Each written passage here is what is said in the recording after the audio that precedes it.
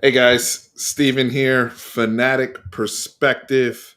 I got one half of the good party here, Vashawn from Unfiltered Longhorn Talk. We'll see if we can get Chris on here. We're having a little difficulties technically, so appreciate you guys just rocking with us, sticking with us. But we're here now and ready to talk ball. And it's going to be a very interesting conversation, a conversation that we had on Sunday and right after the draft with you guys, and a lot of emotions, a lot of thoughts, just reflecting on the 12 Texas Longhorn players that were selected in the NFL draft, not to mention several different guys that went to undrafted time with ball clubs. So just really exciting time to be a Texas fan and ready to have this discourse. So we're here on X as well as YouTube. So as you come into the chat, you know what to do. Wipe off your feet, sit down, grab a drink. Hopefully you're off work. If you're at work, wherever you're at, tap in, hit that like button. That's all. We don't ask for much. It's free to show love. Hit the like button, subscribe, the whole bit, share with a friend. Vashawn, how you doing this afternoon, my brother? Doing well, brother. Man, blessed, man. Just join, join the rest of the day. Always a good day to sit and talk some Longhorn talk with you, brother, and uh, just talk about this team that we love and we root for. We get mad at, we cry for. We do all the above. But it's also good to talk about them when we're in a good space too. So, and just happy to see all the guys, get drafted the other day. That was special. We're in a terrific space, right? Yeah. 12 players drafted. Again, that's a school record. We talked about that on Sunday. Vashawn, just to get your thoughts, right? What does that mean for the program? Signs of a healthy program. If you could just, illuminate some of those things for us, because I think it's just, over the last few days, I've been processing it, Yeah. situations where guys have gone to, just your overall thoughts there before we get into more specifics on the agenda. I'm a firm believer, Steve, in the NFL speaks the loudest about your program, about what type of players you have, about the coaching ability of developing the talent that you have. Texas, you can argue to say they never really had problem getting talent on the 40 acres, maybe in the trenches. And we knew that because we went a while before we finally got some people drafted on the offensive line. But 23 draft picks, I believe, in 2 years shows you the level of talent that's on the 40 acres. And more importantly, they're getting developed. They're hitting their ceilings. And I'm saying they're hitting their mark. So, man, I mean, and the future's even brighter because we got team after, I mean, we got after this team, and correct me if I'm wrong, the, the 2020, 2019, 21 class probably are not the most talented classes that we had on the 40 acres. But the guys that's are on campus right now are the more highly recruited guys. Right. I mean, you can look at we just had a number one class last year. You had a number three class the year before that, top five class before that. So when you start stacking talent and talent and talent and talent, but more importantly, developing that talent and they're going to the NFL, that's just going to open the eyes of more kids because that was always the knock, Steve. We used to put them in the NFL in the 90s and the 2000s. And then once we hit the mid, I mean, the 2012s on up, we started slipping. And everybody was like, oh, man, go to Texas where your career going to die, where five stars die. That was the rumor. But man, the last 2 years, man, it's beautiful to see that because it makes the recruiting even easier for Sark and his staff now. I mean, think about it, man. They can go sit in the kids before they had to overcome. Well, hey, man, you had this guy was a five star. You had this guy was a three. He didn't go there. Now they could just sit down and just say, hey, man, We got 23 kids drafted in the last 2 years. Come be a part of something special. On top of all the other wonderful things that Texas University offers for kids. That's just a cherry on the top. And look, guys, I'm gonna be real with you. You know, I talk to coaches and stuff like that. I don't know, but 85% of the kids, I guarantee you, their goal is to go to the NFL. Maybe it might be higher than that. I don't know. I'm just throwing a random number out there. But when you're fulfilling kids' dreams and they feel like your school, your coaching staff gives them an opportunity to reach that next level, man, kids are they're not going to hesitate to come. Does that mean we're going to get all the kids? No, because there's other kids, other schools that are getting them to the NFL too. But man, Texas is doing it at a highly rate. I love it, Steve. Uh, did everybody get where they wanted to go at that certain position? No. But I will say this. As long as you get in the league, my brother played in the NFL. He was a fifth round draft pick for Texas Southern. Greg Briggs, y'all can look him up. Played for the Cowboys a couple years. He's fifth round draft pick. He was a journeyman. Man, my brother, he never started anything. He was on special teams. Dave Weinstead drafted him, brought him to Chicago. He ended up playing on that '98 Minnesota Vikings. But guess what my brother do? Guys never started lick, played 6 years. All he do is wait on a check every month because that pension, and he gets other things.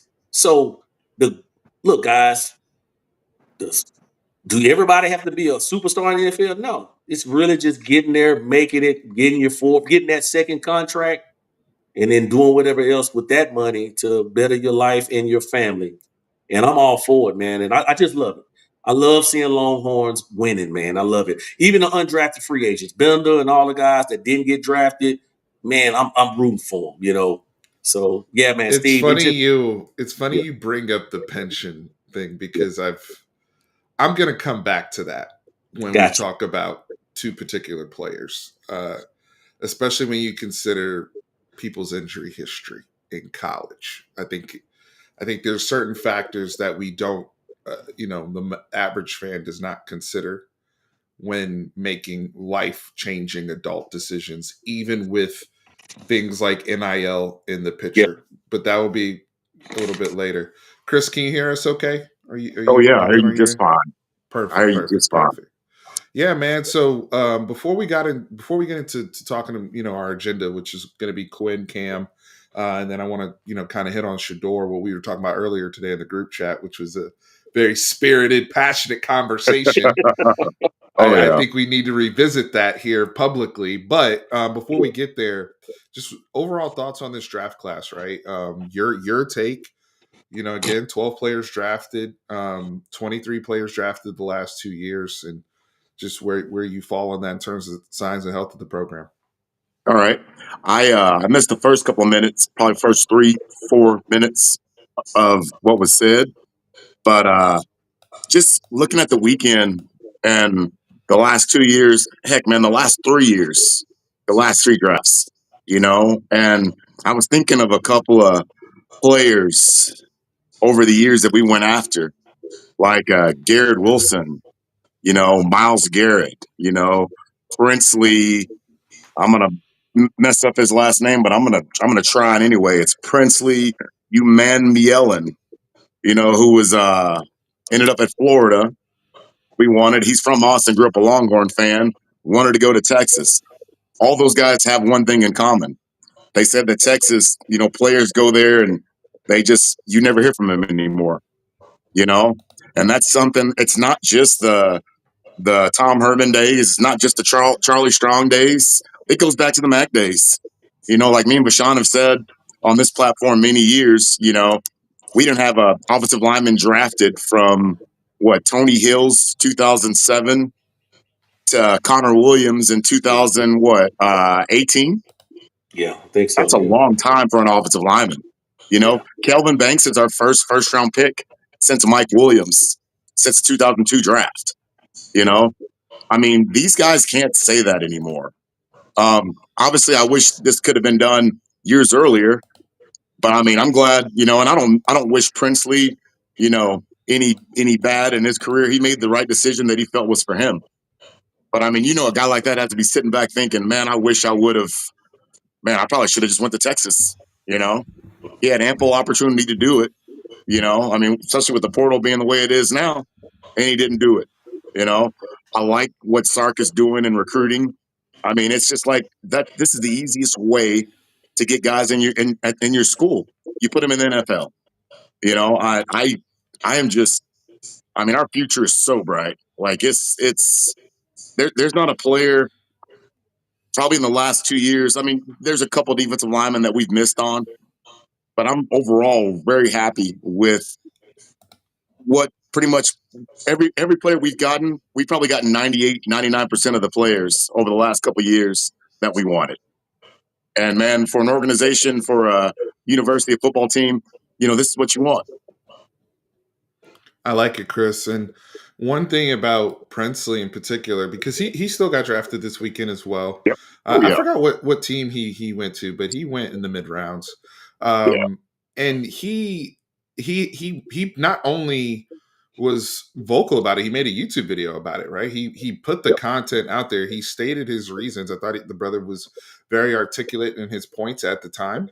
And at the time, there was a lot of turnover in the program. But one thing I do remember at the time, I don't know if it was the exact same class as Vernon Broughton and Alfred Collins, or if it was around that time, or if he was a class above. But I just remember them being so tied because Alfred came from Bastrop and Princely came from Manor. And Yep. I remember trying to, like, how that whole dynamic played out. And Alfred Collins, it wasn't easy for him either, right? It wasn't easy for him either. Yeah. But he ends up going in the second round. Yeah. Yeah. Right? Like when everything was said and done, and you can make the argument that Princely had more stats. He had a lot of stats. I mean, he was first team, second team all ACC. His SEC the last year he was at Florida. I mean, he was really, really good. I thought he was actually better his last year at Florida. Yeah. Princely went in the third round to Carolina. He went in the Princely third went round. in the third round to Carolina. Yep. So both guys go day two. We'll take it. Both guys go day two. For sure. But I wouldn't have thought 2 years ago when Princely had taken off at Florida, and Alfred was still behind T Sweat and Byron. And remember we were like, man, does he want it? Is he going to come back? What's going on? I would have never thought at that point that Alfred Collins would have got drafted a whole round before Princely.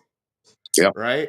But it's interesting to the point that you guys have both made regarding development in the program.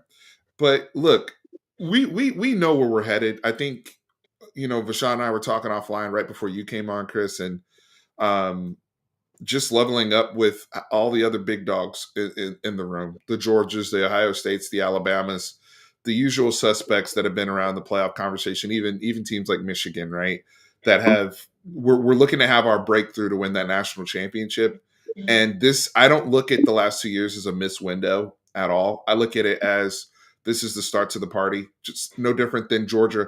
Georgia could have easily looked at they missed their window in 2017 when they lost the national championship in overtime to a freshman. That could have derailed their whole mental. They went back and had their best recruiting class ever in 2018, and that led to the back-to-back championships in the early 2020s, right? So that's the mindset I think we need to have as well, especially considering the prep recruiting in the classes we've stacked, as well as how we've started to really master supplementing that with the portal. I think we've done a great job of mastering that aspect as well. But everybody doesn't make here's the thing. With the development point, this is how you know some haters are still out there, though. And it's a good thing because the haters are indicative of we're still going in the right direction. I've had some haters hit me up, some people that support a different school in Texas, in College Station, say, how come nobody's questioning Sark for Quinn going in the 7th round? Isn't he supposed to be the quarterback whisperer?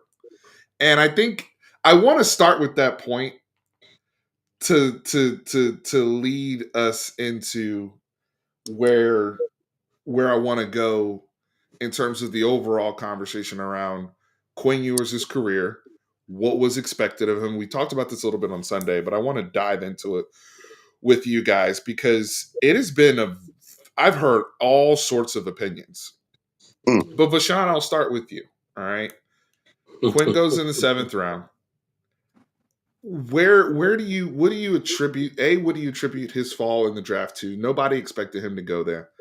I stand with Josh Pate in regards to I don't believe in regretting the decision. Also, I'm gonna say this publicly. I do not believe he was offered $8 million from anybody. That's not true. Okay. No. That's not true. Was he offered money from other schools to enter the portal? Absolutely. But at some point, it's like your legacy, like Josh Pate, does matter. And the pension conversation does come into play when you have been injury prone and you need to get the clock ticking on your NFL career to get to that 3rd season. I do think that matters. It may not matter today when you're 22 years old, but it will matter when you're 52 years old, i.e. Vashawn's brother. So, Vashawn, I pass it to you, sir. What say you in regards to Quinn? I'm going to go the long-winded way. That's why we have you here, brother. This is the platform. I know I heard somebody say, get to the point. But I gotta, because it's layers in my mind how to answer this question. And it's just my opinion, gentlemen. You know, that's why we call it fanatic perspective. This is my perspective. Number one, of course, what he said. Okay, Quinn started the year. What's up, Charlie? I see you. What's up, Willie, Vic? I see all you boys. Quinn started the year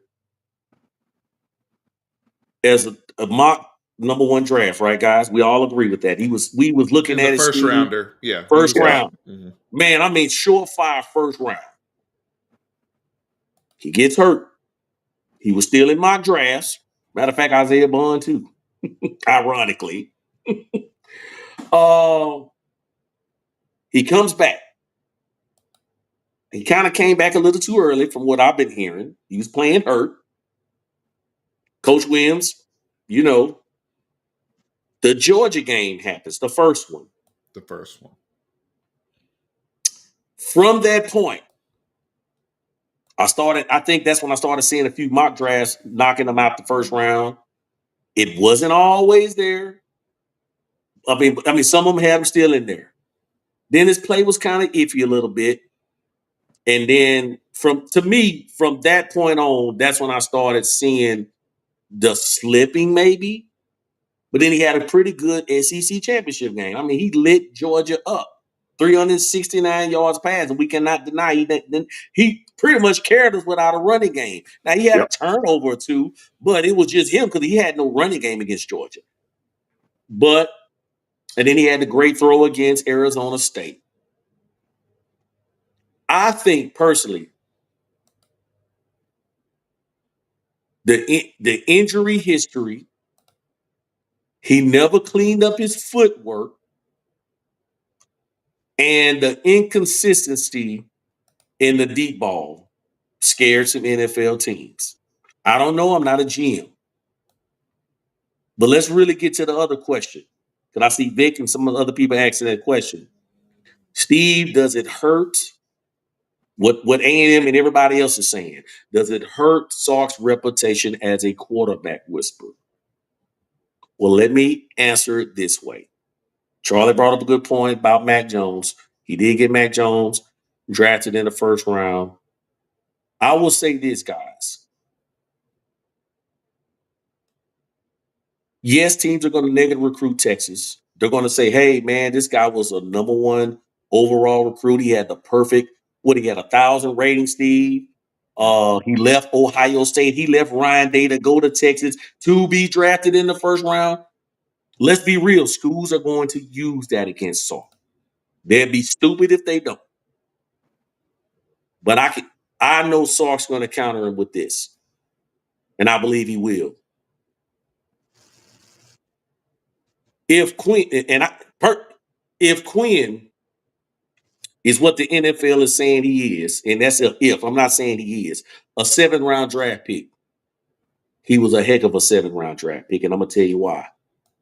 The man he went 12-2. He won a Big 12 championship game. He tore up Alabama in Alabama. It's just not erase what the man did. He went 13-3, led us to an SEC championship game. We probably Crazy road record. Crazy career crazy road record. road record.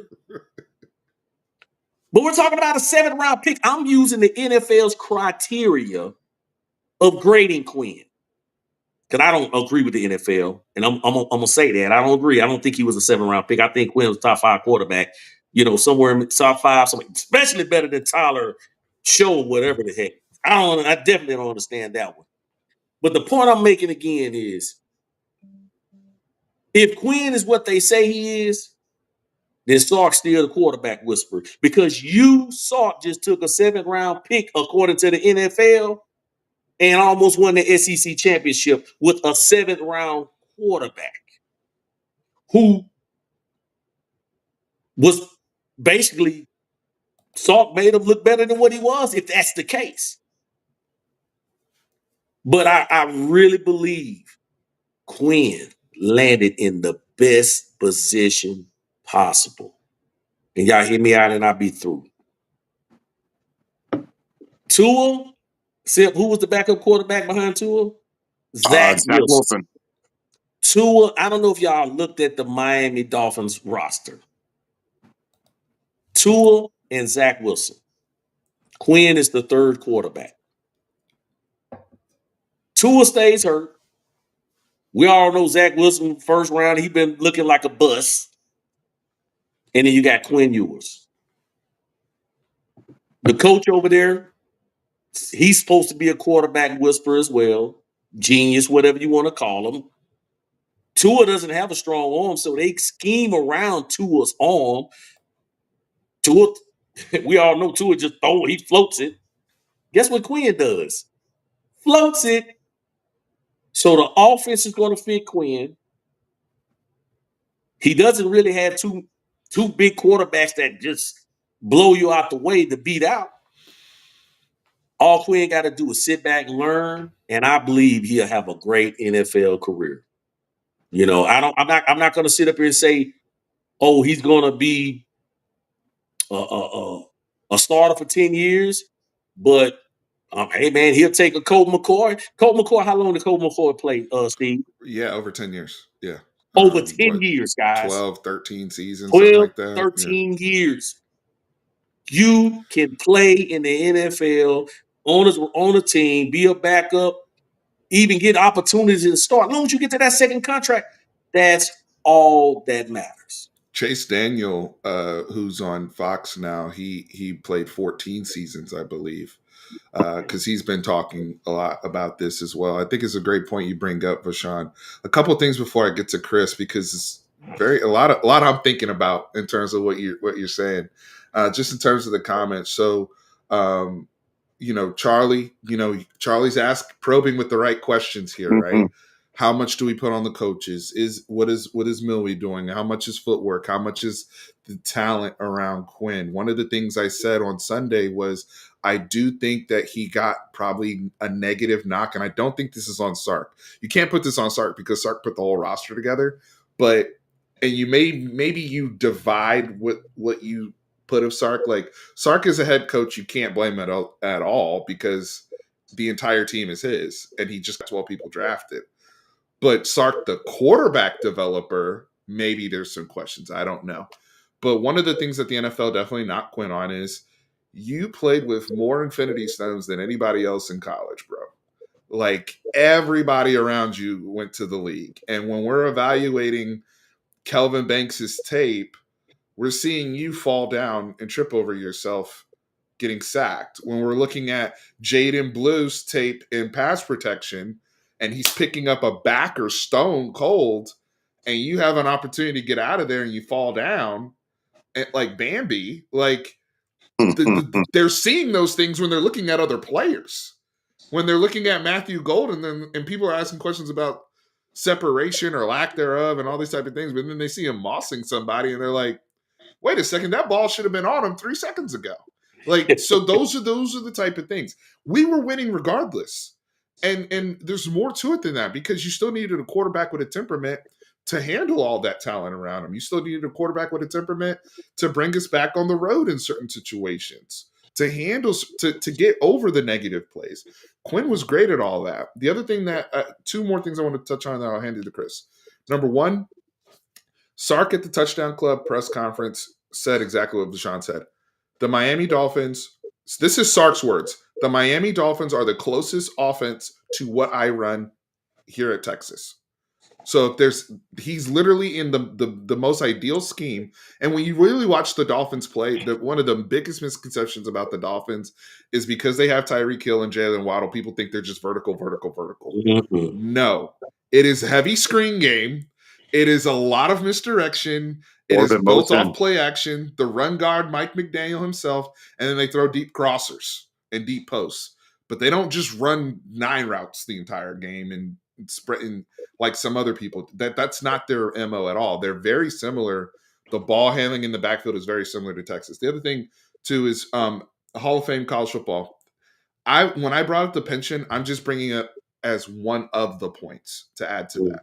You're right. You're absolutely right. $4 million should not, but when you think about medical, when you think about insurance, 30 years from now, some guys run out of money. Let's just be real.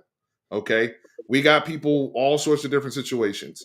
It's good to have that built-in security long-term for the rest of your life to check that box. NIL is not going to bless you for the rest of your life. You're getting the money up front.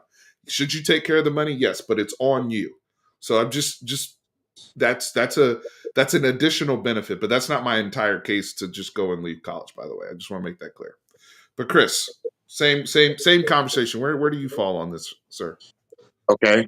Man, there's a saying that I've heard a million times, and it says sometimes the excuse is just the reason why something didn't happen.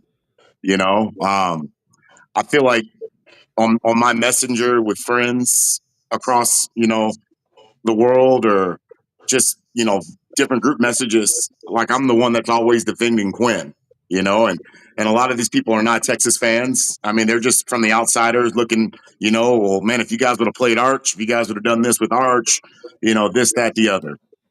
Here's where I'm at with Quinn.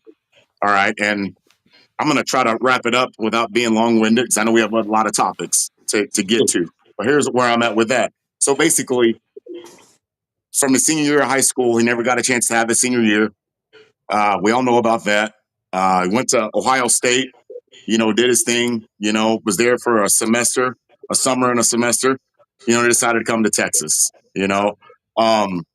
If you look at that Alabama game in 2022, in my opinion, that's the best that we had seen him look. The ball coming out of his hands.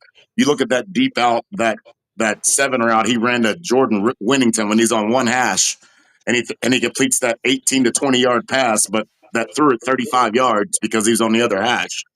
And then you look at the bomb to Worthy after that, and he gets hurt after that. And every year, I mean, actually, he's never, since that injury when Dallas Turner threw him on his shoulder, he never looked the same. All right. The guy's had injuries every single year. It seems like he was always rehabbing something, and that put him behind. Do you think that's physically altered him over time? Because I think that. Oh, yes. I don't think he's the same physical arm talent that he was then, Chris. No, he's not at all. He's not at all. And that out route he threw against Alabama from the other hash, I haven't seen that. I haven't seen that on. Matter of fact, even the spring game, that throw. And you guys know this. I challenge anybody. Go look at that throw he threw to Nayor. Isaiah Nayor in the spring game. In the spring game, yep. 62-yard deep post. He slung that thing. And Vic, you know that. I've never seen that again, Vic. Never seen it again. After the injuries, of course. Thank you. Good point. Right.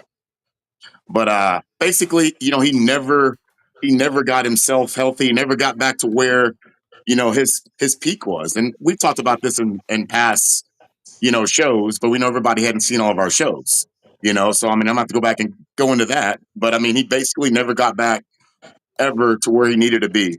And it felt like the team was always up here, and he was probably a little far back behind. I think in this situation, like in our group message that we talk to all the time, we were talking about places that would be great for him, and everybody was talking about, Indianapolis, and like other places in like New Orleans it's just like every place was like where he could have a chance of starting within like a couple of months, where he'd be the starter by week 6 or 8. And Vashon and Steve, one thing we've had conversations about is that with my quarterback, especially, depending on the amount of games you played and depending on who you are, I'm not into rushing quarterbacks right away. I think this is the best situation for him because he's quarterback 3. He's not one play away. He's quarterback 3. So what Quinn needs to do for this year, he needs to strictly work on his footwork. He needs to work on his body. He actually needs that. And I hate to use a Tom Herman term, about putting on his armor, but I that said it man on Sunday, needs to, Chris. No, yeah, you're yeah, right. I said it on he, Sunday. I said the yeah, exact same thing. yeah. Like he needs to work on his body. You know what I'm saying? He needs to work on his footwork. Like he needs to take some kind of dance, whatever he needs to do with his footwork. But he needs a year to where he's not getting thrown out there, where he's not getting banged up. This is the best situation for him. And this Mike McDaniel and the Dolphins drafted him reminded me of last year during when they had not the senior day, but when we had the pro day in Austin, and you had A.D. Mitchell and X and J.T. Sanders and Whittington running routes, and Quinn was throwing that ball, and teams were enamored by Quinn. People think we're crazy talking about Quinn was a mock first round, bro. Like 2020, like the year before Quinn, people were talking There about that, was especially real after that pro buzz. There day. was real Yeah, buzz at that pro day. and then 100%. Mike McDaniel, I don't know if you remember this, but there's those pictures of him. Mike McDaniel, like one of Quinn's drops, Mike McDaniel was 3 feet from him. Like if Quinn would have really dropped back, like he would have tripped over Mike McDaniel. Mike McDaniel was checking him out real hard. So at that point, it just let us know that, hey, man, this is the best. Miami, I had an idea Miami was going to draft him. I was hoping it was going to be early for Quinn's sake. It didn't happen, but this is actually, like I said, man, this is the best situation for him. He's not one play away. He can sit behind Zach Wilson, who was a bust, who went to Sean Payton for a year. He had his quarterback rehab. We've seen guys like Geno Smith do it. We've seen guys like Sam Darnold do it. Hopefully Quinn doesn't have to do that because he's not going to be thrown in automatically.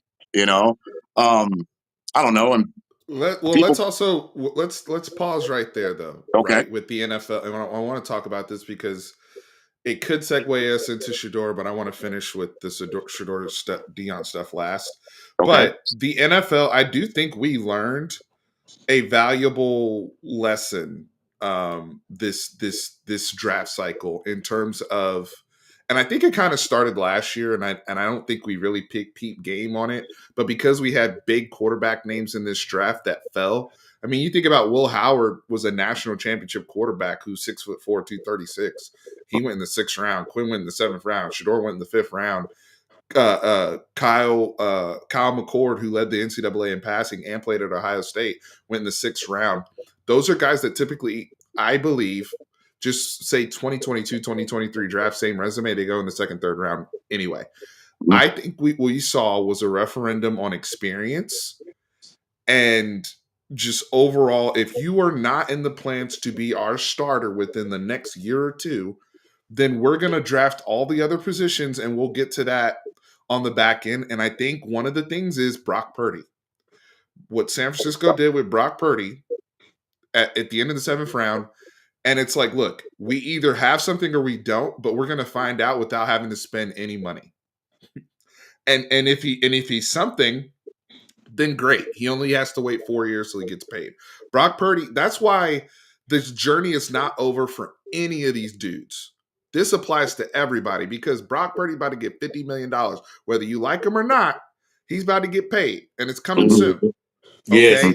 And he was the last pick of the 7th in the draft. He was Mr. Irrelevant. Irrelevant. I think teams have learned from this. Look, Joe Milton. The thing is, if you get a start early, you gotta show some juice. Yeah, that's gonna be the key because you're not gonna get a whole bunch of chances like Zach Wilson or somebody that went in the 1st round. Those people will get multiple chances, at least to be backups and whatnot.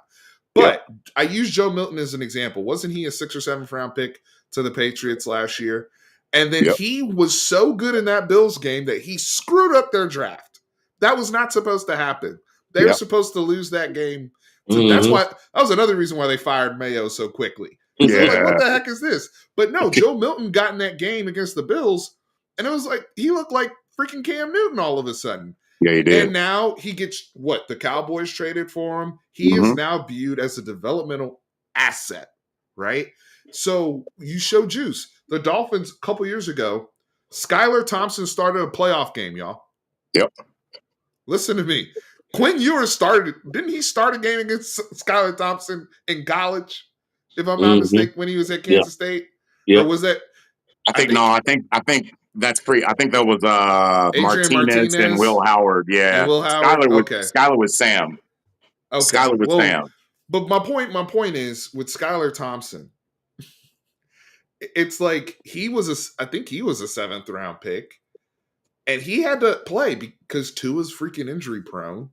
And it was the most important part of the season. Skylar Thompson's still in the league too. I think he's on somebody's bench.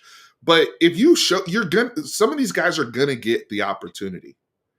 And if you show something, and I think the league is learning, they rather do that than use a 2nd or 3rd rounder and then miss on another receiver too, or another DB that could have been a starter. Because you're passing on starters if you take a QB in the 2nd, 3rd, 4th round. That's the other thing. Yeah. And I think teams have learned from that. San Francisco's like, I'd rather take Alfred Collins, right? And he can play right away. Yep. And if I get a quarterback and somebody gets hurt, if he can play, show me. Right? Like, I think that's what it's become now. And I think we've learned that. And then if you are going at the top, guys like Jaden Daniels, they don't care about age anymore. That's the other thing they told us. They look, and that's why NIL, some of these guys, Carson Beck, I guess you can say he made the right decision staying and making some more money and being older because they didn't punish Tyler Shuck for being old. No, they sure did. Look at last year's draft. Look at last year's draft. Jaden Daniels played and Bo Nix. So many games. Look at Bo Nix. Look at Penix. Penix was in college in 2018 in Indiana. You know, I mean, it's you know. I mean, experience. I mean, it's a copycat league. I mean, that's another reason why New Orleans took Tyler Shuck in the 2nd round. I don't know why. Like, that's the worst quarterback room in the NFL right now. When you got Derek Carr, Tyler Shuck, Spencer Rattler, and that other guy, I forgot the guy's name. He's in all these memes that you see because I forgot he did something silly in a game. But I mean, yeah, man, it's just they definitely overdrafted. New Orleans definitely overdrafted. And look, Brock Purdy is the best example of this. I'm not saying Quinn Ewers is going to be Brock Purdy. I'm saying, can you be Joe Milton? Yep. When you get if you show out like Joe Milton, then all of a sudden people are going to want to trade for you. Yep. The Patriots took 10 calls for Joe Milton. I'm not saying you got to be Brock Purdy and go undefeated your first time. No, that's the exception, not the rule. And some of these guys, let's be real, some of them are going to be out of the league in a couple of years, and they're going to be where we saw old boy from TCU, Max Duggan, getting ready to play in the UFL. Okay, that's just the reality of the situation. Not everybody's going to land in the right coaching situation. Right. Some people are not in a good fit. We think that Quinn is in the best possible fit for him. So, just before we touch on Cam Williams, any other thoughts on this? Because I do want to transition to. I would just say this: NFL GMs and owners get it wrong every year, guys. Haven't we had so? It's so much proof that they draft wrong. I mean, how many? Tony Romo was an undrafted free agent. It's quarterbacks. Not every starting quarterback in the NFL is a 1st, 2nd, 3rd round draft pick. That's my point. NFL GMs get it wrong all the time. What's the guy at Minnesota right now, Sim, that just finally got it turning around? He was a 1st round. Sam Darnold. Yeah. Dude, he was looking like a bus. He was looking like a bus, and then he finally got it back. Yep. So again, my point is, just because the NFL GM say what you are, don't make you that person. They get it wrong all the time. You got 7 rounds to pick somebody. Just get on the team. Don't matter. Don't matter if you're undrafted free agent. Make the team. Get to your 2nd contract and then continue to grind. That's all you can do. If he, like Charlie asked the question, do he love football? I don't know. I'm not in Quinn's head, but if he loves the game enough, he'll work on his craft, he'll get better, and he'll do his thing. But I will say this. Quinn was a great Longhorn for us. Yep. 100%. We don't win a Big 12 championship without Quinn. Nope. Quinn lit up the Big 12 championship. These are all facts, guys. Facts. Oh, we had teams around. He had this and that around him. He was a part of the ingredient. He was a part of the ingredient. So we can't not just throw Quinn away because we done with him. He was a great Longhorn. He brought us back. He got us back to where we are. And he for forever. Same as Sam Ellinger. Sam Ellinger started it off. Still in the NFL. So again, like I say, man, regardless of what happened, we can sit here and we can analyze it. We can talk about it. We don't know. It's too much things to talk about. But I will say this. The NFL every year gets it wrong. They get some Every right year. and they get some wrong. And guys, nobody's trashing Quinn Ewers here in the chat. This is a nuanced conversation. I think we need to learn to compartmentalize straight college football, wins, losses, all that, versus NFL evaluations and people's individual performances, right? We're talking about what translates to the next level. Just because Ken Dorsey didn't go high and didn't do anything in the league as a player doesn't mean that he's not beloved and a saint at Miami for what he did on the field. He was the trigger man of that team, whether you like Miami or not. He was the trigger man, okay, Yes, in college. And Yep. that's how I feel about Quinn Ewers at Texas and what he did. Now, I know we didn't win natties and all that type of stuff, but he like you said, conference championship, back-to-back playoff appearances, the road record, the legendary wins, beating a Nick Saban coach team on the road by 10 plus points and balling out in that game, rising to the occasion multiple times. And then to top it off, 4th and 13. Yep. Quinn Ewers will forever be able to come to Austin and wave his hand and 100,000 people going to cheer. And they're going to play what? They're going to play the 4th and 13 highlight.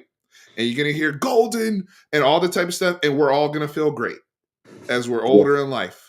Yeah. And you're going to tell your grandkids how awesome that moment was in the Peach Bowl. Yep. Okay. So there's no trashing, and the story is not over yet because God forbid he does become the next Brock Purdy. Yeah. God, it's not over. Like, yes, exactly. I think one thing that we're missing with Quinn also, the thing that I think helped him out the most is that playing quarterback at the University of Texas, that's like being in a pro program already. Like all the scrutiny and everything. This dude is thick-skinned, man. Like he can take it. He's not going to have these growing pains where he's going to be a young guy obviously he's not going to be playing next year, and that's a great thing. But basically, he's been scrutinized. Everybody's loved the backup quarterback. They cheered when he came on. He got standing ovation. Quinn's singing that. Quinn is thick-skinned, man. All he has to do now is just literally just work on his body, work on his craft, work on his footwork, work on his mechanics. And let's see where we are in a couple of years, man. I mean, and we all have been talking about comparisons to Quinn. That Michigan game, dude, Quinn was looking like Matt Hasselbeck, in my opinion. And if you look at Matt Hasselbeck's career, he didn't start right away. Yeah, that but he dude was was a very backup good. for Green Bay. He sat back and learned for a couple of years. He got his body right. He's got his footwork right. The next thing you know, he goes to Seattle, gets traded to Seattle. He's their starting quarterback. Next thing's history. So I want to transition to this because, Chris, you texted this, and I think it's a good thing for us to discuss. It's not just quarterbacks here, right? So Cam Williams, who was the first-year starter for us out of Duncanville. We love Big Cam so much here. Yeah. And I think this is a different type of nuance. So Cam Williams ends up going, sixth round to the Philadelphia Eagles. He was a guy like Quinn early in the season.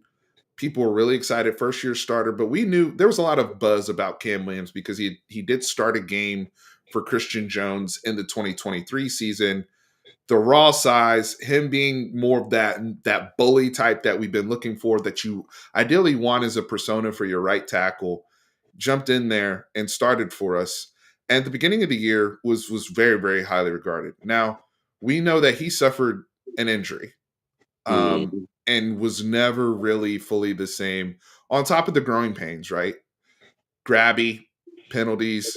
You're going to get that from the guy that's your enforcer, but he was very, very heavily penalized. And I thought really would have been me personally would have I wanted Cam Williams to come back for year 2, have a little bit more seasoning. I think he would have locked up first, second round pick for himself if he had stayed healthy. Now, obviously, no regrets. Again, getting that clock ticking on your NFL career. My point about pension still applies as well. Getting to year 3, I think he's also in a great situation with the Philadelphia Eagles. That is the type of team that he would be best suited to fit. So I think a lot of these Texas guys ended up in great situations. But we got to talk about it. Big Cam, did he make the right decision? Right? Was this a case of listening to the wrong people? I don't know Cam Williams personally. We're just speculating as fans. Yeah. But I do think it is worth the discourse because now we are going to have to replace right tackle. I mean, that right there, the Quinn Ewers thing is one thing because everybody wants the arch now, right? That's a whole nother thing. But the Cam Williams thing, I think more people are probably on the same page with ultimately that decision. I don't know who wants to take that one first. I got it. Go Let ahead. me see. So somebody will say, well, y'all saying can't, you're not going to trash Quinn for coming out, but why y'all going to trash Cam? But this is the difference. Cam had 1 year of playing. 1 year. Quinn had 3 years. Quinn had a body of work. Cam had 1 year, then he was hurt. Few, and the play was up and down. Man, I would have loved to have Cam Williams back. And me personally, I don't know what the 6th round scale pay is, but I would like to think the University of Texas would have been paying him more NIL to come back and play 1 more year Especially as a already returning starter. as a Yes. returning starter, like DJ. Let's face it, DJ Campbell got broke off. You know what I'm saying? I think he would have made more money at Texas, and not just about the money. He would have improved his play and his draft stock. And I think Cam could have either been Cam could have been the next first or second round draft pick. Because let's go back on history, guys, and let's just go down this rabbit hole. Why did Cam come out? Like you say, we don't know if anybody told him to come out, who he was listening to. We don't know. All we can do is speculate. But Cam, we started hearing, the NFL is a sucker. We all know that. They are a sucker for measurables. Man, if you 6'5", 6'6" with super long arms, athletic, they love you. So Cam started getting, I think I saw some mock drafts of Steve, maybe game 2, 3. After It the was Michigan after game, the Michigan game. He the Michigan Yeah, was the game. Michigan game. The Michigan game. Yeah. Y'all, hey man, y'all go research it, guys. I'm serious. Cam was getting mock first round grades against Michigan. Then, again, ironically, the same game Quinn, in my opinion, Quinn slid against Georgia, guys. Remember that Georgia game, we saw some chinks in the armor against Cam. that was the truth serum game. That Mhm. was the truth. That was the truth serum game. Grabby, and he struggled against speed rushers. If he can get his hands on you, he can do his thing. He had a few false start penalties, which he had that the year prior to that. He was a false start machine.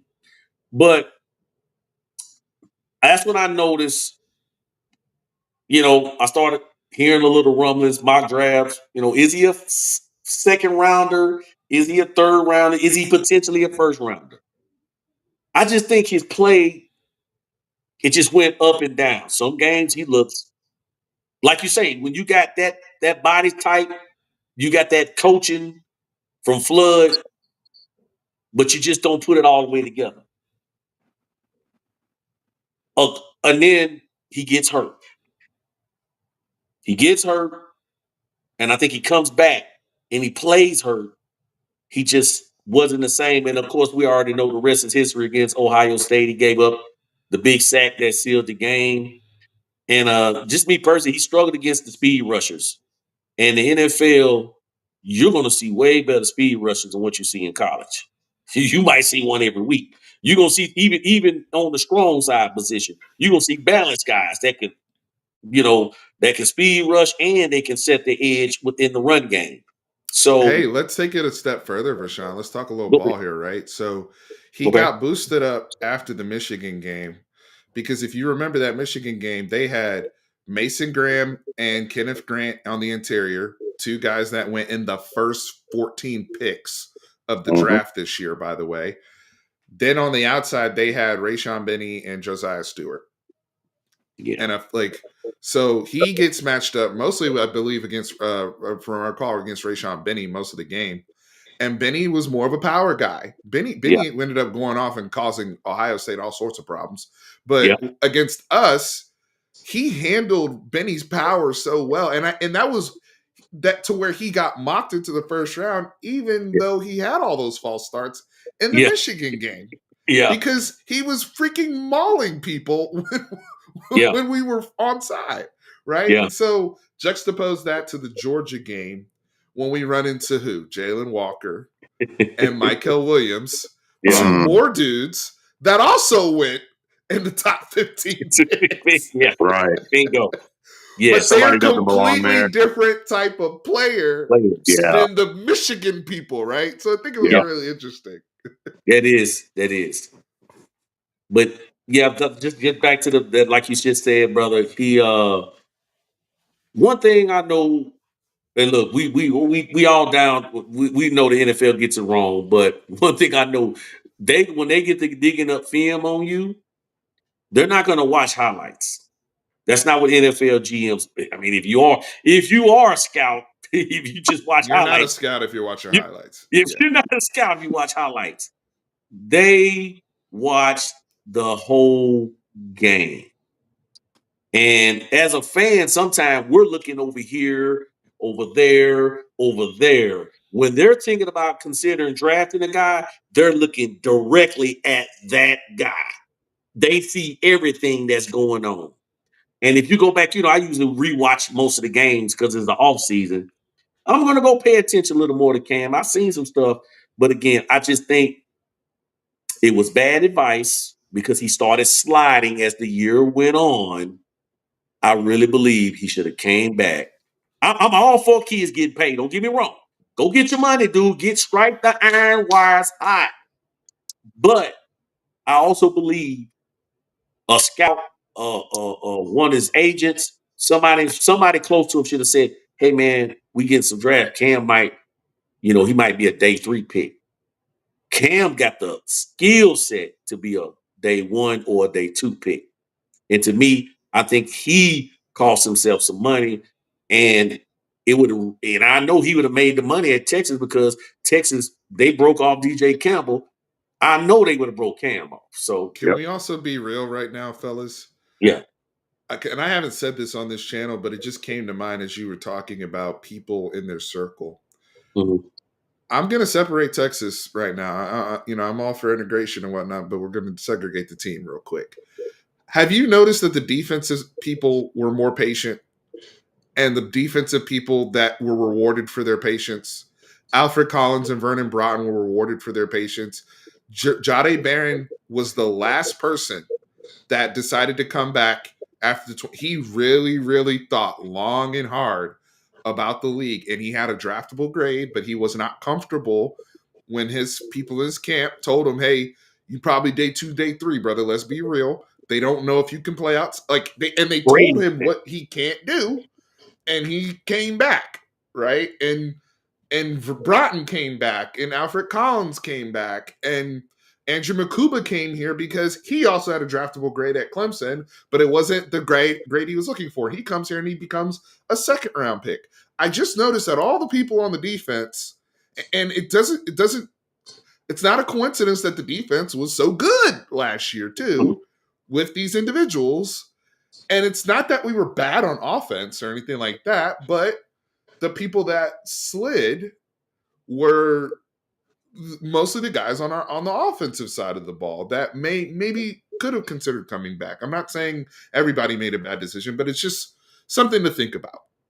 Good point, I don't man. know if there's anything there or not, but like I just noticed the patient people all seem to be on the defense in terms of their evaluations. So I don't know. That's good. That's a good point. Great point.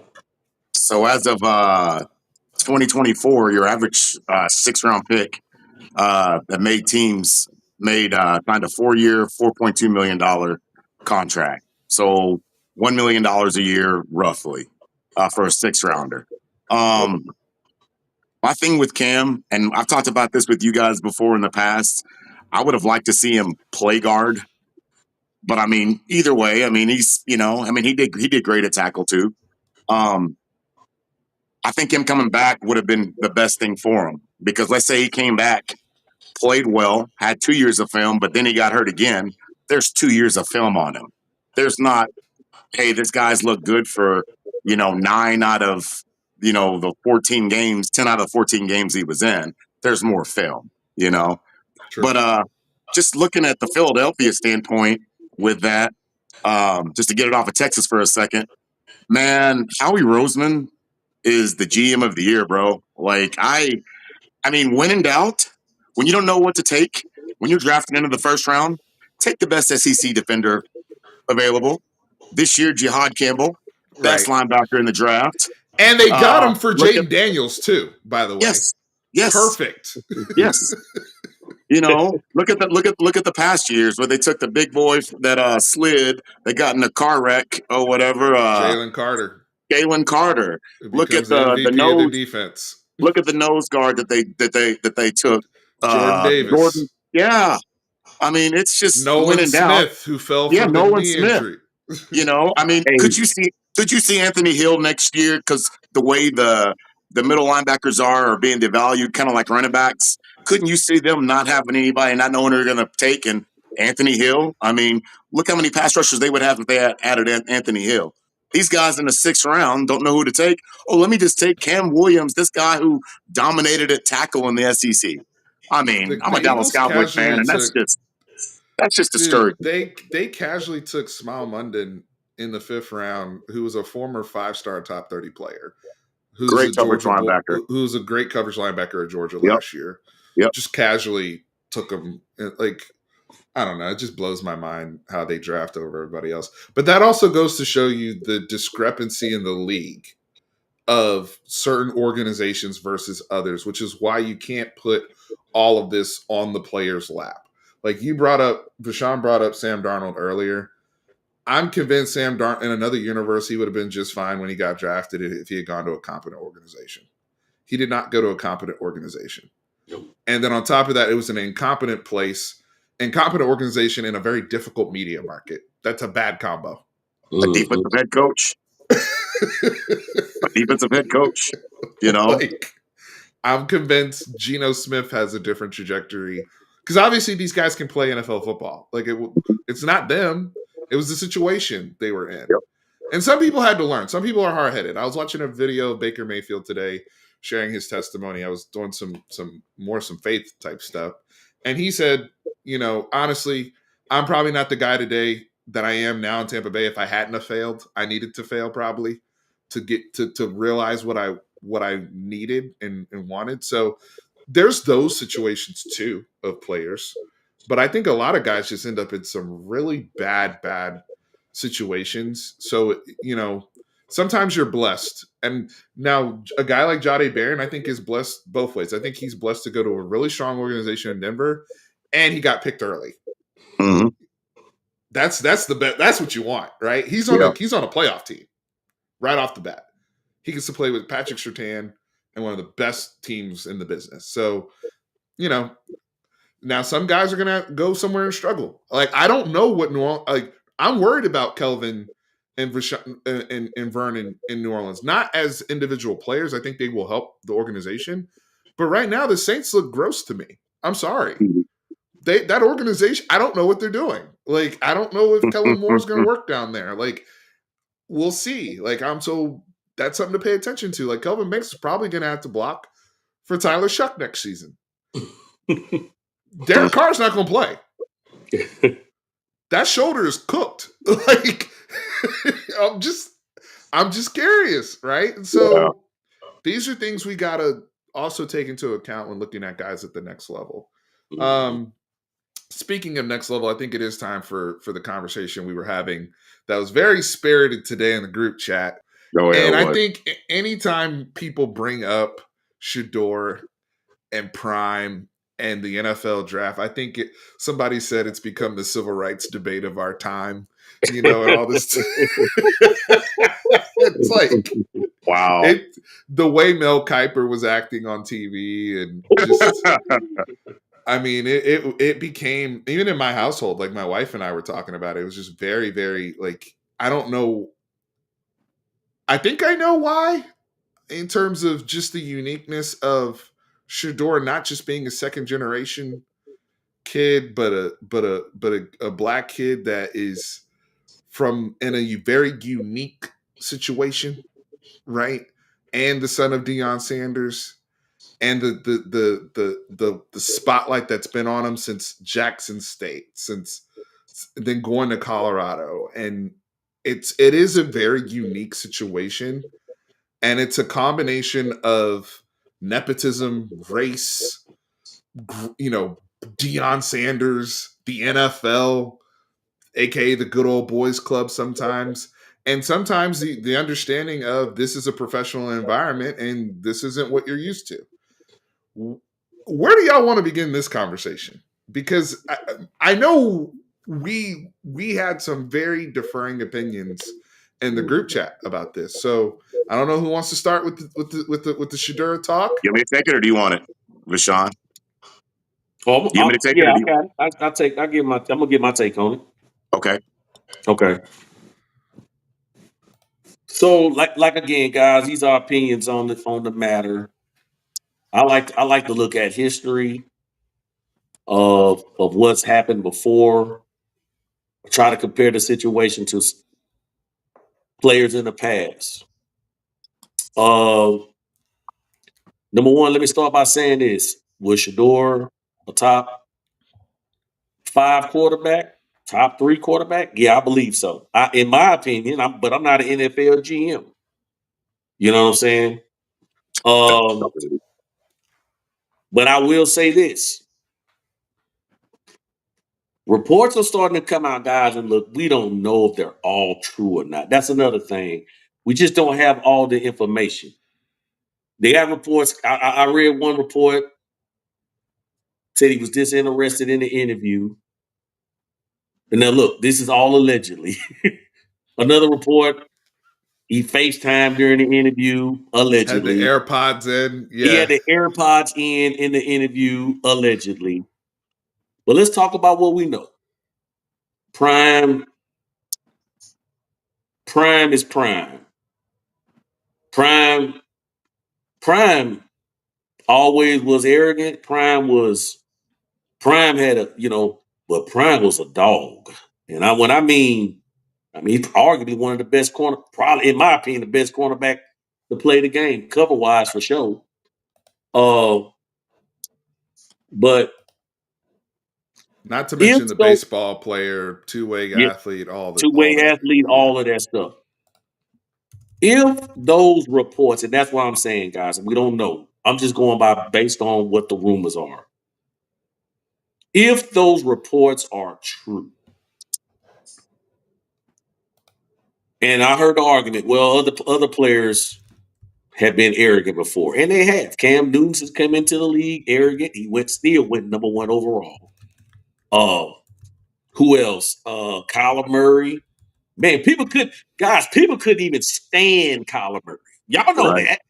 They couldn't stand Kyler Murray. And he was flirting with baseball too. And he was flirting with baseball. And Kyler Murray called his shot and said, I want my offense with me. Right? I don't know. I mean, that's what I heard. That was the rumor. I want to bring my offense that I had with me, or I'm not going to play for Arizona. They still drafted Kyler Murray. Who else was arrogant like that? You had Johnny Manziel. who actually he slipped in the draft. Johnny, I think Johnny went 26 or something, ironically to the Browns. And Simp brought up a good point. Y'all know who had a whole bunch of baggage? Way more than Shedeur? The guy that stole the crab legs. That's still cashing checks in the NFL. He went number 1 overall. The point I'm trying to make,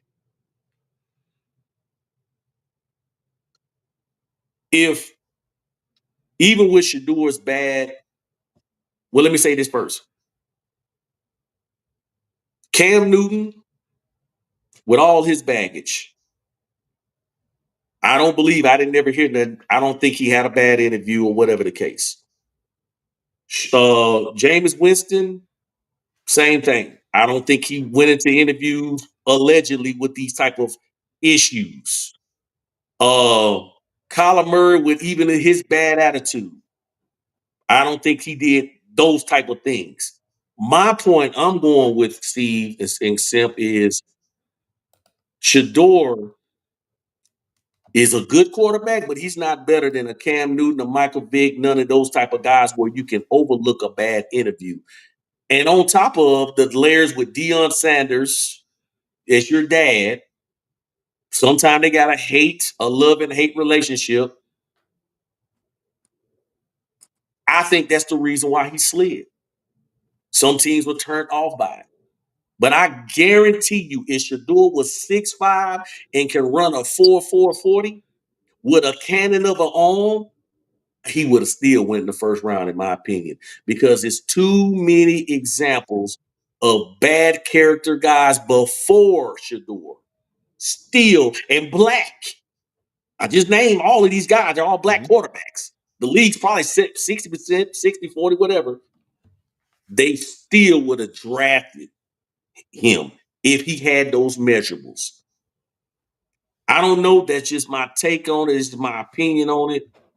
But I still agree he was better, especially Tyler Shook and half the other guys that were drafted. I do agree with that. I think he was better, but I think that the interview process turned them off from him.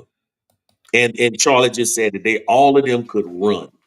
So they would overlook, if you guys know this, because I heard the word collusion being thrown around. NFL GMs and owners don't care about them other teams. They trying to get ahead of them. Think about it. If Jerry Jones called the Washington, let's just say, I'm gonna be the Steelers. Hey man, we're not gonna take Shedeur. Oh yeah, okay, cool.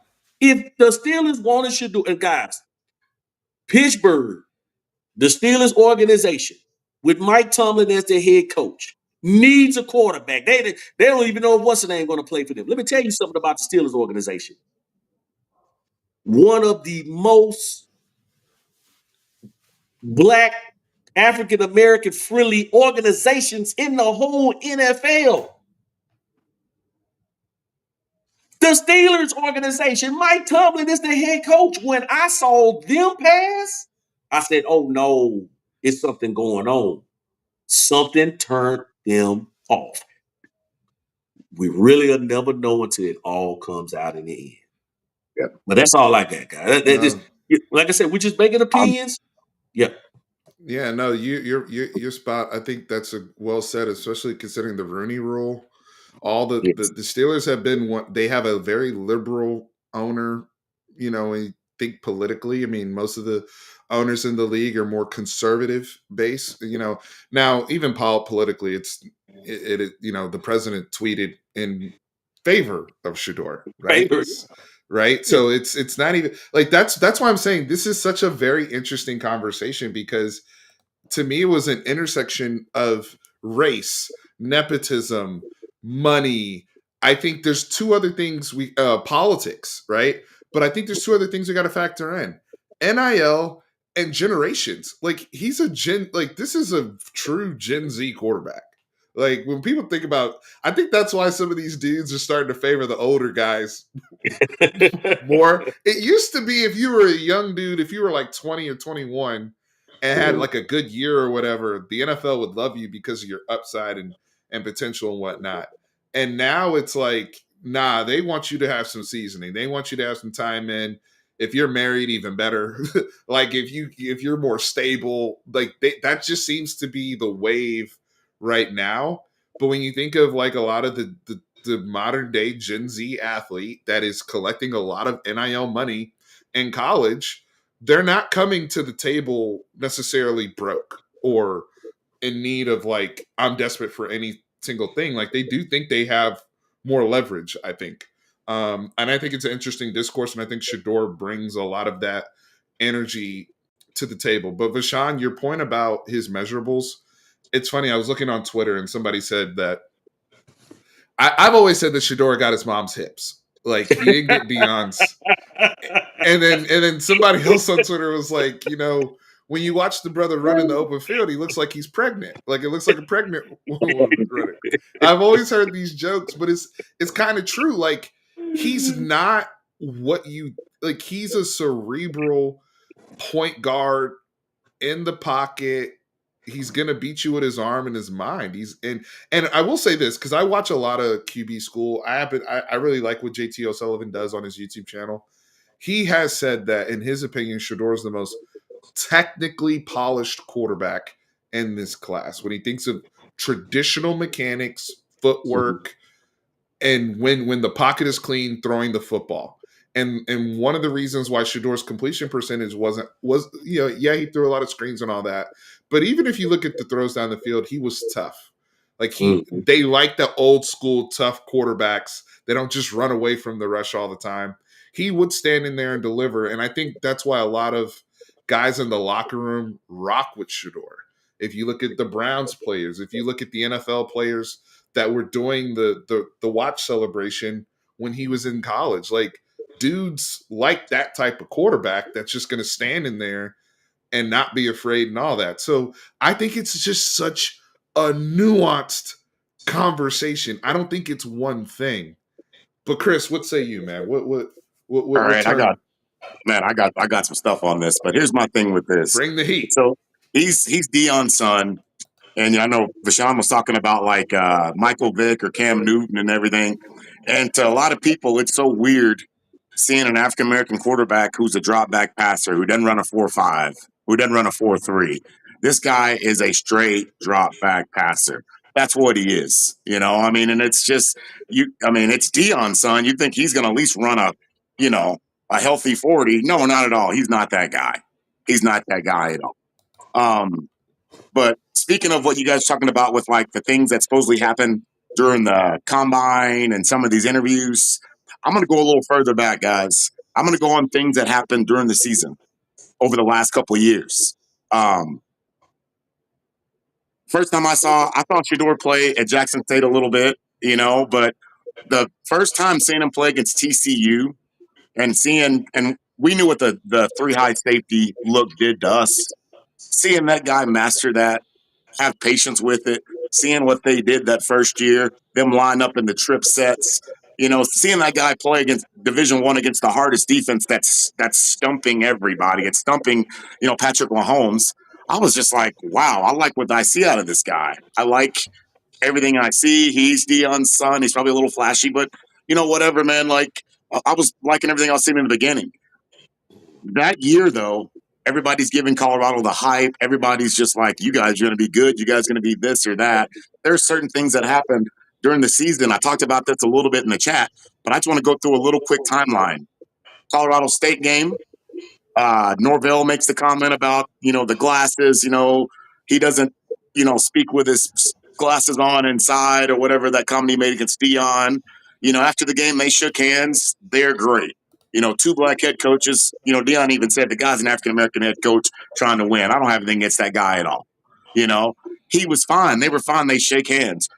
After that game, Shedeur's in the middle of them, and he's just like eyeing what's the Colorado State coach's name? Our former receivers coach. Jay He's Norvell. he's sitting there eyeing Jay Norvell. Like somebody's got to grab him back. Same thing happened a couple of weeks later against Nebraska. Where the Nebraska coach Rule makes his comments or whatever. Colorado blows them out. They're shaking hands after the game. Shadeur's literally in the middle and I've got the picture in my mind. I've seen it a million times. He's in the middle of the handshake and he's staring down Matt Rule. All right. I got another example of Shedeur kind of messing up when he didn't need to. The Stanford game that year, Colorado's up 3 scores to a team that won 2 or 3 games that year. They're up 3 scores. At halftime, my man's on Instagram doing this with his Rolex, with his Rollie. At halftime, man. I mean, you're at social media. You're the starting quarterback of the game. You're on social media. You should be going to the bathroom so you ain't got to leave at halftime. You should be going to the bathroom. You should be talking to your coordinators. You should be talking to your offensive line. They came back and lost that game. All right. Let's go forward 2024 this year. All right. The Nebraska game. All right. After the game, when he throws his offensive line under the bus. Let's go a little further after that. Let's look at the Colorado State game when that Alito quarterback, what is it, Braden Nicolosi, the guy that, we destroyed them the week before, then they played Colorado in the next game. And, after the game, and Nicolosi had some choice words to say. He was talking trash during the week. It's a rivalry. We've seen A&M and OU guys talk trash all the time. We've seen Sam and Kyler get into it. But after the game, when he doesn't have the emotional control and he's like, oh, you that N-word that was talking crap on Instagram. And he didn't say crap. I mean, he went on a rant. My thing with Shedeur, I think Shedeur is talented. I just think what a lot of young men need to work on being emotionally mature. Steve, that's something you and I have talked about, being black men, trying to tell young men, being mentors, hey man, control yourself. Just how you handle yourself in public. Yeah, he's a leader of his team. His team respects him, but he just all of that. Like if you're a GM, if you're an owner of a team, I mean, and you're watching previous film, you're watching things, you're not liking that. I mean, it's not something that we've seen, NFL starters do in college. Name any quarterback in the NFL right now, starting quarterback. We didn't see these guys doing that. And Well, I think the Baker, one thing, we saw it's Baker not doing it. good. Well, I mean, Baker is, and Baker has learned from that. So that's one. True. Baker has learned from that. Here's the one thing where I think ultimately really messed him up, though. And I was telling Deshaun this, before we got online here today, is that I think when ESPN got Cam Ward and Shadur Sanders together and they had cameras, or if it was YouTube, when they were working out together and Oh, they're they have the obviously same buddies. trainer. They have the Yeah, same trainer yeah. at SMU, or they work out at SMU, and they They were working out record. together. Yeah. And like, man, like all of that, everything that you do, every conversation, guys, that we have is a lot of it we share here. There's certain things we say that don't come on here, you know? And as a leader, as a quarterback, basically Shedeur is saying, they ask him, him and Cam were going back at each other about, who should be the number one pick, who should be the number one quarterback. And when I heard Shedeur say, well, man, I didn't have an offensive line. You got a running game. I didn't have no running game. He's right. He's right. He didn't have a running game. He didn't have an offensive line.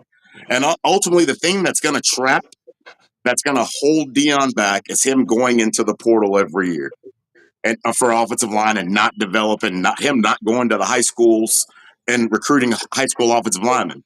He got his left tackle, his 5-star. That's a true freshman. That's one guy. Everything else, that offensive line, he's got a walk-on center. He's got a 275-pound right tackle.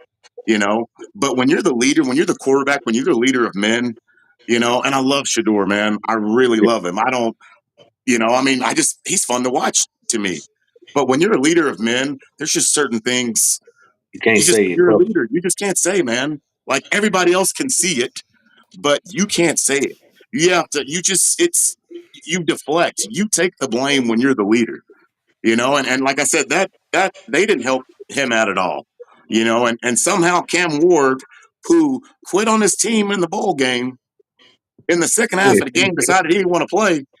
Like, you look bad when you're Shedeur, when that dude is still, everybody's like, I'm seeing everything on social media. Cam's crying after the draft and, doing this, the other. Cam still quit on his team and still looks a lot better than Shedeur does. So, I mean, and it's Dion, it's his people. Like they've got to do Yeah. a better job than that.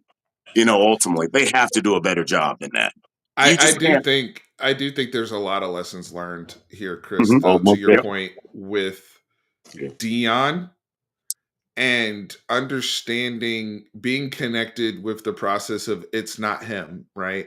And I think this is something that all former superstar athletes struggle with because they don't know how to put themselves in the shoes of like Michael Jordan struggled with this as an executive when relating to the common player. The only person I've ever seen that's had any type of good, track down is Larry Bird, probably when he was coaching Indiana Pacers in the late 90s. I thought he was really good at even connecting down the bench.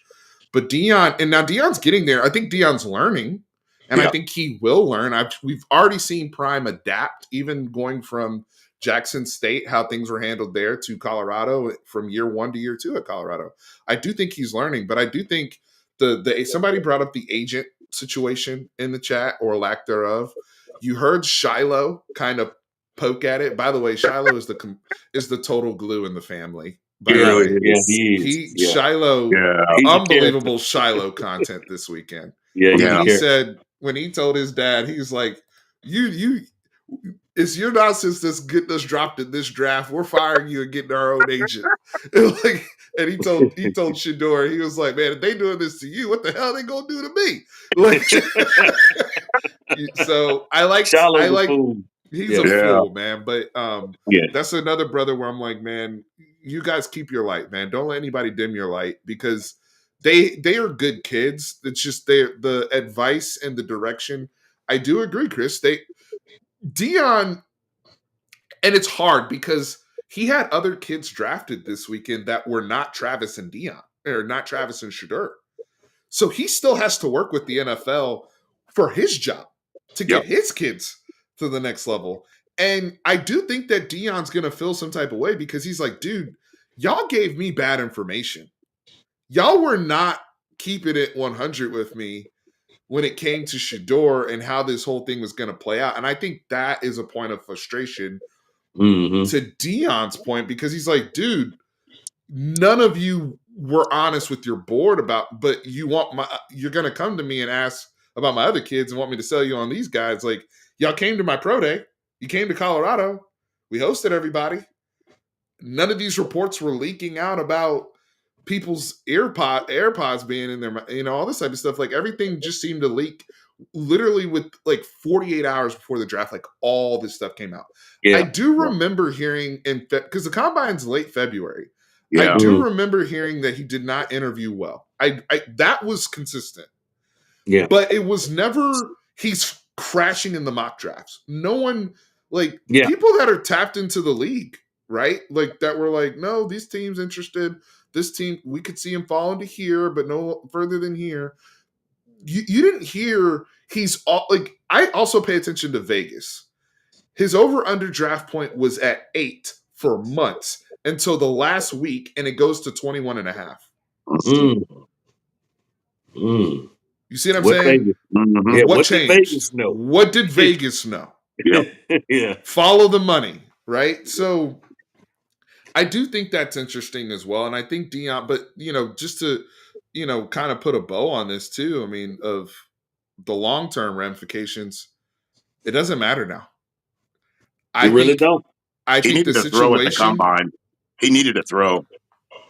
He should have done more than just walking around, especially if interviewing is not your thing. You shouldn't just be walking around doing interviews. You should be doing, he should have been throwing. He should have been doing those drills. Like, he should have been showing them guys what we saw that made us like him as a drop back passer. And he didn't do that at all. He did his weakness, which is speaking and opening his mouth. And ultimately that's just, that derailed him. I think it's one of those things where if they could do it over again, Chris, they'd probably do it a lot differently. Mhm. Totally different. If you think if you're in that range, because throwing at the combine, let's be real, that's why Jackson Dart got bumped up. Yep. That's exactly why. Jackson Dart. Yep. Jackson Dart threw the piss out of the football at the combine. Let's just be Yep. honest. He threw the And ball guess better what? at the combine than he did on film.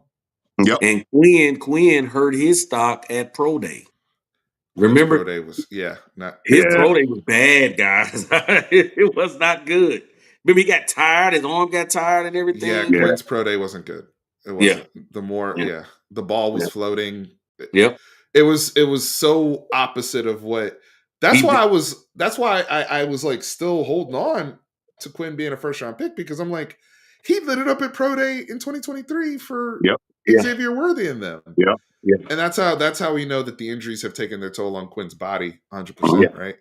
But in the case of Shedeur, schematically, football wise, he's probably a tailor-made fit for Stefanski's offense. Like, and you're competing against Kenny Pickett, a 47-year-old Joe Flacco, and Dylan Gabriel. Like, I understand how everything went down. And on top of that, Denzel Ward is out here tweeting, saying, let's be legendary together. This goes to my point about him in the locker room. Yeah. For all the stuff we talk about, them dudes in the locker room, They're going to follow him. They're going to follow him. Greg Newsome was on Twitter Spaces, and he's like, yeah, man, Shedeur, I'm sorry. I like, no disrespect to DG, no disrespect to all the other quarterbacks, but like, I can't wait to meet Shedeur. Greg Newsome's one of the best players on their team. And he's talking like he's a fan. Like, it's just like an energy that he's also bringing to the building. And I think that pissed off teams, because he said, I rebuild programs. I'm here to rebuild your culture. They're like, hey, again, to Chris's point, you're saying the quiet part out loud. You don't need to, we see it. We don't need to say it. Right. Or say that in the interview. Don't say that on the podium. Because I do think that there's part of them that if he gets to play and he becomes a starter or whatever, he is the type of dude that might say some shit after a game that says, oh, our offensive coordinator did this and I didn't like, what's the discernment publicly? Because it's a PR business as much as anything else. Mm-hmm. And the optics matter, the PR matters. So I think it's really interesting to see how that develops over time for Shedeur. I think they're going to have a lot of eyeballs. We'll see. That Cleveland office did not look thrilled taking him. Also makes me wonder, did the owner call something in? Yeah. I know. Yeah. Just to be interesting. Yeah. Like a Kirk Cousins RG3 situation, right? Yeah. Yeah, I remember. You know, I know that. I remember Yeah, that. but Sean, come on now. Were calls made. Well, You anyway. like that. You like that. Just, I mean, 3 minutes here left, and we'll sign off. Chris, any parting thoughts, man? All right. I do have a couple. I got a parting thought, man. My thing is, let's look at everybody saying next year could be our year because of Arch, and I guess if he wins, everybody's going to be like, well, see, I said so. See, I told you so. The thing that I'm looking forward to next year, if Texas is going to be in the national championship picture, if you look at the last couple of years and look at the drafts, the players, the teams that have won national championships have had the most drafted players. I don't know. It's not just Arch. It's all over that defense. It's your Trey Moore. It's your Anthony Hill. Does Jelani McDonald make that next step? How many players are going to step up, are going to get drafted? Is Devin Campbell going to figure it out and Cole Hudson going to figure it out? Are we going to be able to run the football? Are we going to be a lot tougher? Nothing. It was so good to see Hayden Connor get drafted. That guy I wish Jake Majors would have gotten drafted. I like the way this staff has taken guys that weren't there, guys that were retreads or guys that we've, thought, man, I don't think we can get anything else out of them. I like the way this staff has developed people. They've gotten them drafted. You can see guys a lot better, I mean, I'm not going to say what the great Donald Herring from Unfiltered Longhorn said about Vernon Broughton, 4 or 5 years ago, what he looked like. But he's a different player. Goodness. I'm not saying that, but he's a different player, man. And this staff has done a great job, But now these Tom Herman guys are gone now.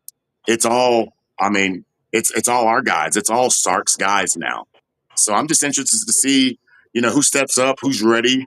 Because I mean, for us to be where we need to be, I mean, it's we could have 13 guys drafted next year if we're going to play in the national championship. So let's wait and see, man. Let's see who develops. Let's see what this running back room looks like.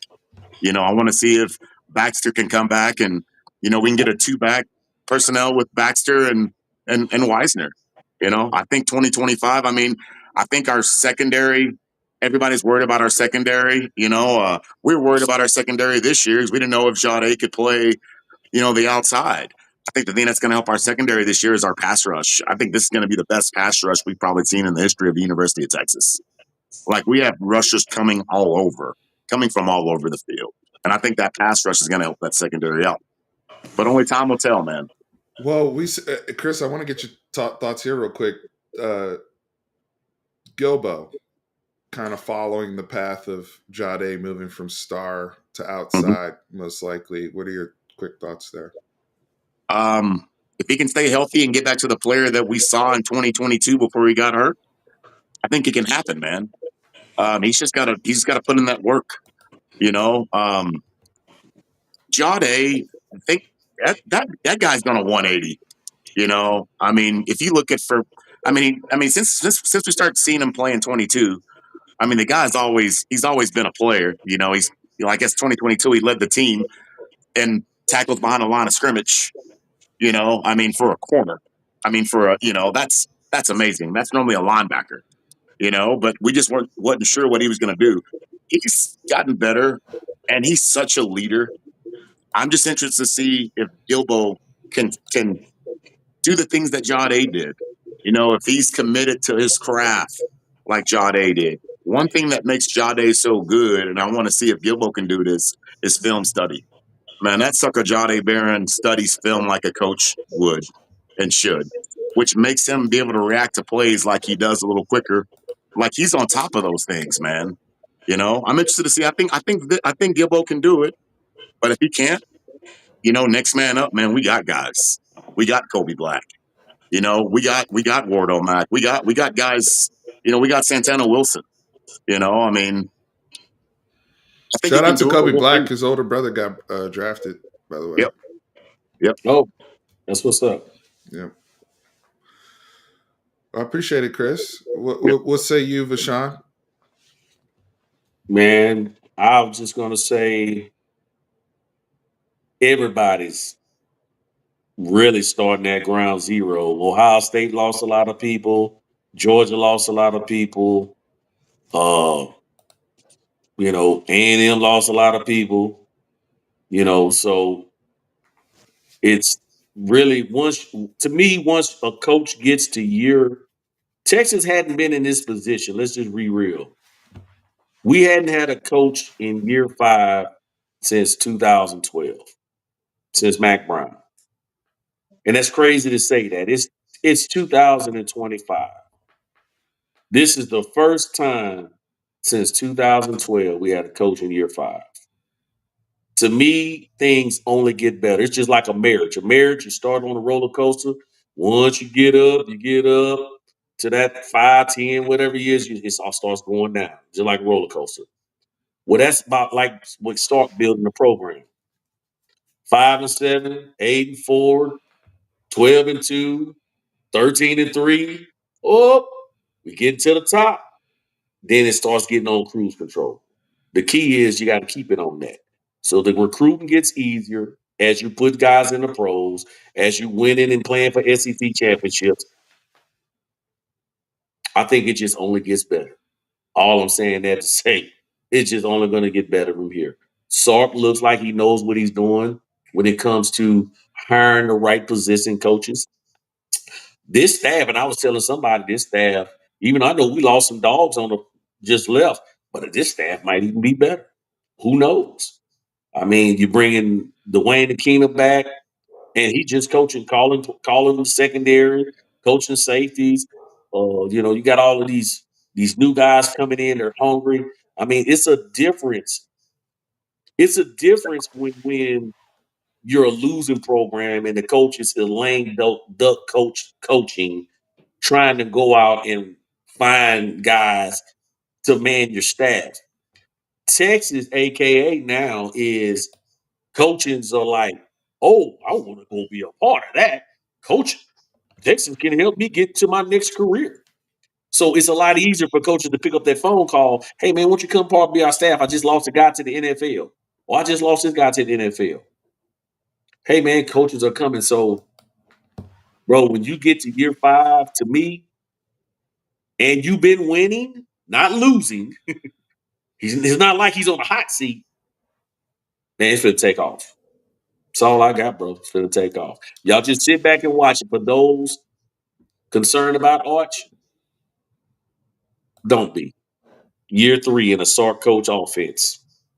If he made, I'm gonna use this one again, Steve. If Sark made a 7th round draft pick look good as he did, imagine what he's gonna do with Arch Manning. That 7th round draft pick who was injured the whole year was still a second team all SEC quarterback, by the way. Just throwing that out Throwing there. it out there. And Arch, by the way, had 13 touchdowns in his appearances last year. DJ Lagway, who you guys all love, and I like Lagway, but DJ Lagway, who's become this darling and all everything, even with the current injuries that Lagway has at this moment with his shoulder is also messed up, had 12 touchdowns on the season. Arch had more touchdowns and way less time than Lagway had starting almost more than half the season. So I'm, that's what we about to like. There's levels to this. That's all I'm saying. there's levels to this, and like with what Arch is coming into, I think some people are really being conveniently dumb when it comes to acting like what he already has giving you a teaser trailer of isn't real. And I think it's really funny because most quarterbacks that come into their first year starter or a true first year starter, they haven't had anything. Like, we forget Arch literally opened our SEC. And that's the other thing. Like, there's a newness still to Texas being in the SEC. It's only our second year in the conference. We haven't even played everybody in the conference yet. Like, we're now flipping our conference schedule from what it was last year, right? Home and away. Mhm. So we'll be going to Athens, Georgia this year. We'll be going to Florida. to Florida, Gainesville. right? Yep. Gainesville, Florida, right? Like, we'll be going to Lexington, Kentucky. Like, true SEC environments, and it's going to be fun, right? And we're going to be led by Arch Manning out there. But yeah, Arch had 13 touchdowns last year. He had 9 throwing and 4 on the ground. DJ Lagway had 12 touchdown passes and 0 on the ground. And he played way more snaps. So get ready, okay? And have fun. And you know what? I'm excited just to see all those pieces you talked about, Chris, and those young receivers and the blend of the guys in the portal. This program is on the rise. And this defense, as great as this defense was last year, and this defense was spectacular. Like I said, the defense in 2023 was awesome, but they were different. And we figured it'd be different. It'd be different type of defense. I think this defense this year is going to be around the pass rush, like Chris said. I think that's going to be the calling card. Last year, the calling card became the secondary and how great they were, and we were literally locking up people in throw game. I think this year, we're going to smother quarterbacks. So, where can they find you guys? Unfiltered Longhorn Talk, fellas. Hey man, we're always on Unfiltered. We're on Texas Fanatics. You guys can reach out to us anytime. Just wanted to address Mr. Dimple Wonder. I don't know if you came in earlier, man. And look, I wasn't disrespecting Quinn. I was actually really making fun of the NFL for taking him that late. That's why so trust me, brother. It wasn't no disrespect calling Quinn the 7th round draft pick. But you guys, man, hit me up, inbox. We talk. I love to talk ball. I got guys hit me up all the time. We talk ball. It's the off season. So, hey, that's what we doing. Anyway, we Yeah. speculating, making up stories. You name it, you call it. So, unfortunately, we got no spring game to put on rewind all summer. So, We would overanalyze the spring game, so we just got to go back to last year's games and do that. But anyway, yeah, man, y'all can find us on Unfiltered, man. Simp. Yeah, but Sean's got me on like 5 or 6 group messages with everybody, but we talking ball, man, with like literally 5 or 6 different groups. Like my phone's going off all the time. I love it, man. I love talking ball. I love it. Yeah. What a time to be alive, fellas. What a time to be alive. I appreciate the conversation today. We will have you guys back on real soon. One of the things I want to do as we evolve this channel is getting more into the dynamics of our opponents, right? Especially going into next year. We have a lot of time before the season starts. There's no reason why we can't get on here and talk about a matchup early on with Ohio State, a matchup later in the season with a Georgia, Florida. We look, this is the landscape of college football now. It's 365, 24/7, baby. And just here excited. We're constantly the group chat. We're going to be talking tonight, right? During the basketball games and stuff. Yeah. So it doesn't stop. And I want to bring that energy here to this space because I think it's refreshing. It's fun and it's like a giant group chat with all you guys here participating. Yeah. So if you want to join our community, hit that like button, subscribe. It means a lot to me. We're back out here. We're just here, just having these conversations with you guys, learning from you guys. There's things I see in the chat every time that I helps me frame my point, reconsider my point, and learn and grow as a fan. So I appreciate you guys. Vashawn, Chris, thank y'all so much. Vashawn, what's up, man? Real quick. Yeah, Schloss is doing his thing, man. Baseball. Hopefully, we get a natty, man. Swept the Aggies this weekend. Swept the Aggie, man. Shout out to the baseball team, man. I love it, man. Yep. It was a question who was going to win one first. Man, Schloss is looking real good. That was a group chat question. So let's throw it out there. Yeah. It was which of the major sports. So Schlossnagle, Steve Sarkisian, Sean Miller, or Vic Schaefer. I think it was the four. Those were the four names we had. Yeah. Which of those four will win the national championship first? I think right now in the current rankings, you have to have Schloss first. This is the number one baseball team in the country. They win in a myriad of different ways. Yep.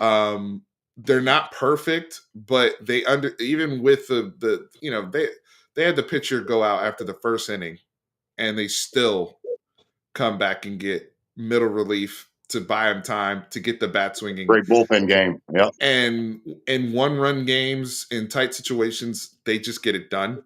And they win their midweek games. They're consistent. I think they're 18-2 now in SEC play, which is amazing. SEC is the best baseball league in the country by far. And to come into this league in year one and be that dominant is insane. With teams like Tennessee, with teams like LSU, with teams like A&M. So what they've done, Kentucky as well, they're playing the best of the best, and they're dominating the best of the best. So Schloss right now has to be number one because he's in season 2, right? So if he finishes the deed this year, which would be crazy his first year, then he has to be number one. But Sark, to me, the way I had it was Schloss 1, Sark 2, Vic Schaefer 3, because they just made the Final Four. Shout out to the ladies. And then Sean Miller. I think men's basketball is going to be a little bit more of a challenge than the other sports. Yeah. But exciting time with CDC's put together with this Texas program. And obviously they dominate in all the other sports, to where they're winning the athletic trophy every year. So what was y'all's rankings of those 4 coaches? Was it different, similar? I think I had it right on what you just said. Exactly. I had it. I had football 1. I had Sark 1, Schloss 2, and then Vic, and then Sean. But I mean, Schloss, shut my mouth. Prove me wrong. What do you say, Sean? Shut my mouth. I'm happy. Thank you. Prove me wrong. Yeah. I don't want to be right. You know, I'm good. I just want to win. I just want to win. We all want to win, brother. We all want to win, man. And look, real fast, guys, rooting for Arch does not make someone not like Quinn or vice versa. Rooting against Arch because they like Quinn in the end, it's all about winning. And Quinn and Arch love each other too. And I guarantee you, Quinn will be rooting for Arch. So, hey man, it's go Arch now. Quinn, great, and I love Quinn what he done for the program. He brought us back. Hook 'em. Hook 'em, man. They were there enjoying Coors Light at Hayden Connor's wedding, breaking bread together. Yeah. So nothing. Look, that's what people. They're human beings. Yeah. That's why I say for us, we're rooting for the QB1 the quarterback of the Texas Longhorns, and now That's it's right. Arch Manning. It's Arch Yeah. Manning, and it's Man. now it's definitively Arch Manning. But we're going to be on a journey too. And like somebody said, I don't think this is one and done at all. I think this is No. Pay attention to the draft, guys. Like we just talked about Bo Nix and these dudes that played all these years in college. He's going to play 25 games at least. Like that's something the Mannings, like all these people saying, like I'm hearing all these people, my Browns are going to tank for Arch. Well, I mean, he's not going to be there next year. I mean, if you think Archie Manning wouldn't let Eli play for San Diego, do you think Cooper and Archie and Peyton and Eli gonna let Arch go to the Browns next year? No, he gonna be his behind and Austin doing the celebrations. Another thing, and like I said, we're not crapping on Quinn, dude. Quinn got us back to this level to where we are. But it's so funny to watch these guys play and see old Arch highlights from, like, it seemed like when Quinn scored or whatever, like, I mean, dude, we had great drives, but it looks like the offensive linemen, they were like kind of fake choreographing stuff, and it was just kind of forced. Dude, when Arch gets out there, my favorite clip of the year was when Arch threw that deep pass to DeAndre Moore. DeAndre Moore dove, caught the touchdown, and then he got up and started limping. And I was like, oh, DeAndre Moore's hurt. And he's limping. And all of a sudden, no, his limp turns into a dance. He's dancing. They put the camera on Arch. Arch and Hayden Connor is getting their roll on. I was just like these suckers looking like the late 80s Miami Hurricanes.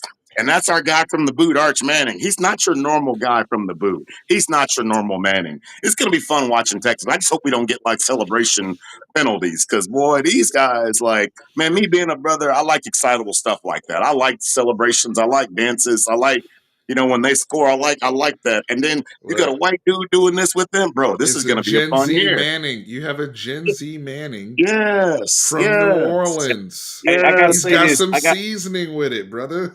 Yeah. I gotta say this real quick. I got like 2 minutes, 1% before it cut off on me. I want to see how you Cowboys fan act, especially if y'all sitting with the number 1 pick. I can see y'all now. Please, come out. We got to cut the stream. We got to cut the stream. Yeah, we got to cut this off now. We got to cut the stream. Yeah. Look at Redskin Commander. Oh, I just said that. I didn't even need to say that. You got me calling y'all the wrong mascot. Y'all will be begging for Arch to come out when y'all sitting at that number 1 pick next year. Horns always up, y'all. Hook 'em. Hook 'em. Hook 'em.